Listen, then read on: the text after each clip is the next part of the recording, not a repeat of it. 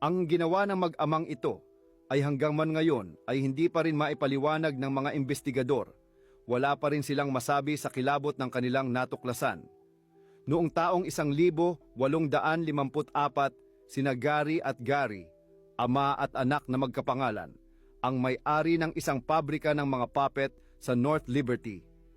Bago pa man sumama sa negosyo ng kanyang ama, si Gary, ang anak, ay itinanghal bilang sexiest man alive, 8 taon bago iyon. Ngunit matapos ang isang nakakadismayang karera sa pagmomodelo, natuklasan niya ang kanyang bagong hilig, ang paggawa at pagdidisenyo ng mga puppet, tulad ng kanyang ama. Naging matagumpay ang kanilang tindahan.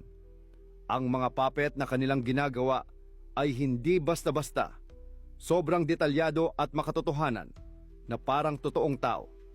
Ngunit sa bayang iyon ng North Liberty, napansin ng mga tao ang biglaang pagdami ng mga nawawala. Lalong nakapagtaka dahil karamihan sa mga huling nakitang tao ay nakita sa paligid o mismong malapit sa puppet shop ni Gary at Gary. Dahil dito, tinanong ng mga investigador ang mag-ama. Habang iniimbestigahan, napansin ng mga detektib ang isang bagay na kakaiba. Hindi kailaman naghihiwalay si Gary at Gary.